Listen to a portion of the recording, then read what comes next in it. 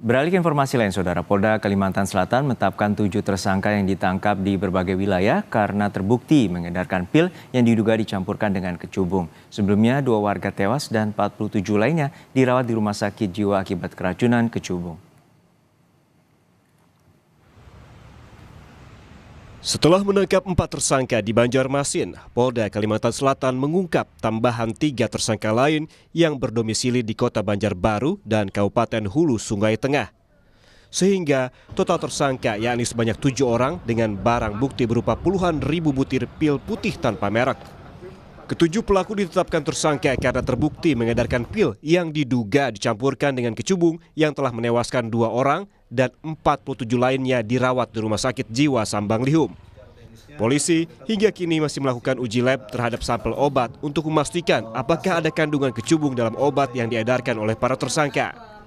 Para tersangka dikenai pasal 435 Undang-Undang Nomor 17 Tahun 2023 tentang kesehatan dengan ancaman 12 tahun penjara. Kita sudah mengamankan saudara M dengan 20.000 butir pil putih. Kemudian ada juga dari Polres HST itu juga mengamankan ada 1.000 butir, ya. Jadi ada saudara MF dan MA. Kemudian di Banjarmasin ada 3 orang juga dengan 900 ya butir, mengamankan 3 orang tersangka MS, IR dan SG.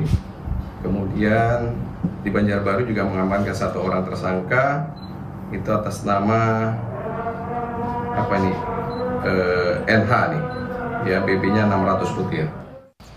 Sementara itu, pihak Rumah Sakit Jiwa Sambang Lihum Banjarmasin Kalimantan Selatan mengungkap penyebab 47 warga dirawat di Rumah Sakit Jiwa akibat mabuk kecubung. Psikiater konsultan adiksi Rumah Sakit Jiwa Sambang Lihum Kabupaten Banjar meminta keterangan dari sejumlah pasien rawat jalan.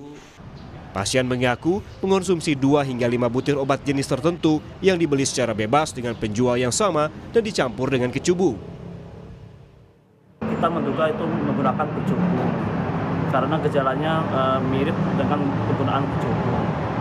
Nah, mereka tuh sebelumnya sudah biasa meminum pil Zinet, ya.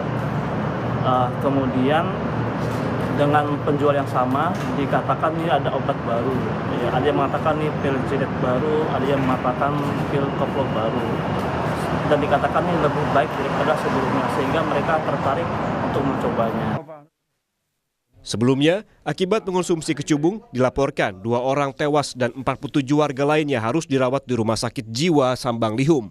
Pemerintah Kota Banjarmasin telah meminta warganya untuk mengawasi lingkungan mereka, termasuk anggota keluarga, untuk menghindari bahaya mengonsumsi kecubung. Tim Liputan, Kompas TV, Banjarmasin, Kalimantan Selatan.